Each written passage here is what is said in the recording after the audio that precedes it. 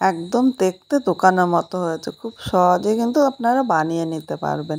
নমস্কার বন্ধুরা, Piyali lifestyle with village ফুডে সকলকে স্বাগত জানাচ্ছি। তাহলে আজকে এই ভুজিয়াটা কীভাবে করলাম চলো দেখে নেওয়া যাক। এখানে একটা বাটি নিয়ে নিলাম। এবার দেখো এই বাটির মাপে আমি সব কিছু নিয়ে নেব। এখানে এই বাটির এক বাটি আমি গোবিন্দভোগের চাল নিয়েছি। চালটা তোমরা কম বেশি করে নিতে পারো। এক বাটি মানে 150 গ্রাম চাল নিয়েছি। এই বাটির মধ্যে নিয়ে নিলাম। এখন আমি জল দিয়ে 3-4 বার চালটা ভালো করে ধুয়ে নেবো, কারণ চালের মধ্যে দেখবো একটা সাদা সাদা পাউডার থাকে। এই চালটা কিন্তু ভালো করে ধুয়ে নিতে হবে।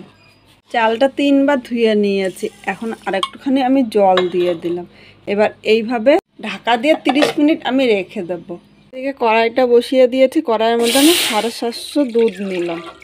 দুধটা কিন্তু এর কম বেশি করে তোমরা নিয়ে নিতে পারো।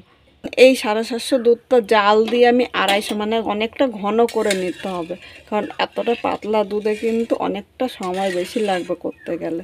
তাই এই দুধটা জাল দিয়ে আমি ঘন করে নেব। বন্ধুরা, এখানে দুধটা 5 মিনিট জাল দিয়ে নিয়েছি।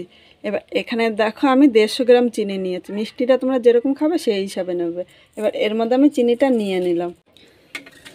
এখন আমি চিনিটা দুধের সাথে নেড়ে চেড়ে মিশিয়ে আরও 7 থেকে 8 মিনিট জাল দিয়ে নেবো। তার দুধটা কিন্তু অনেকটা ঘন হবে।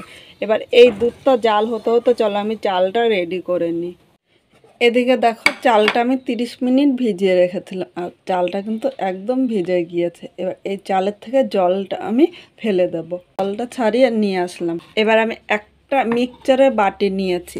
এর মধ্যে শুধু চালগুলো আমি নিয়ে নেব। এর মধ্যে কিন্তু আমি জল দেবো না, কারণ জল ছাড়া চালটা আমি মিক্সচারে মিক্স করব। শুধু চালটা ভিজে গিয়েছে তাই জল লাগবে না। জল ছাড়া কিন্তু খুব সুন্দর মিহি হবে। এবার আমি চালটা একদম পুরো মিক্স করে নিয়ে আসছি। বন্ধুরা, চালটা একদম মিক্স করে নিয়ে এসেছি। এই দেখো জল ছাড়া চালটা একদম কিন্তু ঝুরঝুরে মিক্স হয়েছে। আর দেখো একদম কিন্তু মিহি করে নিয়ে এসেছি। এদিকে দুধটা জাল দিয়ে কিন্তু অনেকটা ঘন করে নিয়েছি। এবার গ্যাসের আগুনটা একটু মিডিয়াম করে নিলাম। এবার এখানে যে জাল গুঁড়িটা করেছি এর মধ্যে আমি নিয়ে নিলাম।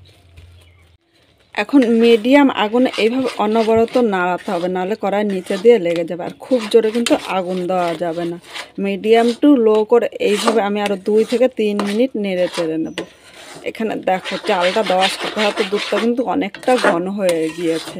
এভাবে নাড়তে নাড়তে আরও কিন্তু ঘন হয়ে যাবে। সাধারণভাবে একদম দোকানের মতো কিন্তু করে নিতে পারবে। আর এটা করতে যতটা সহজ হয়, খেতে কিন্তু ততটা সুস্বাদু হয়। এভাবে করে দিলে কেউ কিন্তু বুঝতে পারবে না এটা বাড়িতে তৈরি করা হয়েছে। দেখো বন্ধুরা, আস্তে আস্তে কিন্তু আরও ঘন হয়ে যাচ্ছে। এখন কিন্তু গ্যাসের আগুনটা মিডিয়াম টু লো করেই রাখতে হবে, কারণ খুব জোরে দিলে নিচে দিয়ে লেগে যাবে। এটা আমি আরও 2 থেকে 3 মিনিট জাল দিয়ে আরেকটু ঘন করে নেব।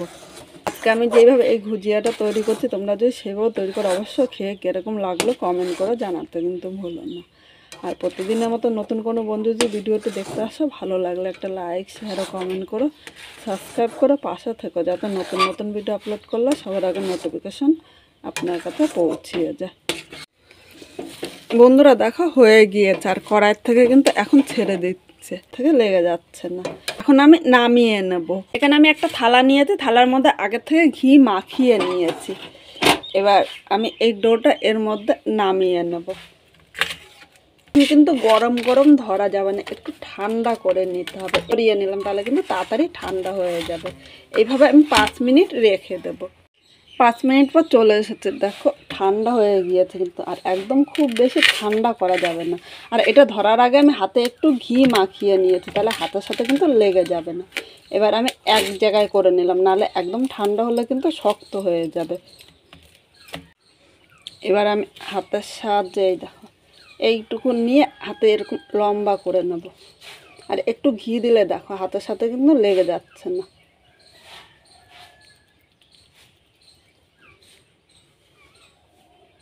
এবার এটা এরকম গোল করে এই মুখটা আমি আটকিয়ে নিলাম। দেখো একদম প্রদীপের মতো করে নিতে হবে। আমি একটা থালা নিলাম, এর মধ্যে আমি নিয়ে নিলাম। এভাবে সব কয়টা আমি তৈরি করে নেব। যতটা সহজ করতে, খেতে কিন্তু ততটা সুস্বাদু হয়। আমরা তো দোকান থেকে কিনে খাই, থেকে না কিনে এভাবে কিন্তু খুব সহজে বাড়িতেই তৈরি করে নিতে পারবে। আর একদম দোকানের মতো খেতে হয়, কেউ বাড়িতে বুঝতেই পারবে না যে এটা এইভাবে তৈরি করা হয়েছে। এইভাবে আমি সব কয়টা তৈরি করে নেব। বন্ধুরা এখানে সবকটা ভুজিয়া তৈরি করে নিয়েছি। দেখো দেখতে যতটা সুন্দর হয়েছে খেতে কিন্তু ততটাই টেস্টি হবে। একদম দোকানের মতো খুব সহজে তোমরা বাড়িতে বানিয়ে নেবে। আর বাড়িতে বানালে কীরকম লাগলো কমেন্ট করে জানাতে কিন্তু ভুলো না। পুরো ভিডিওটা তোমাদের দেখার জন্য অসংখ্য ধন্যবাদ।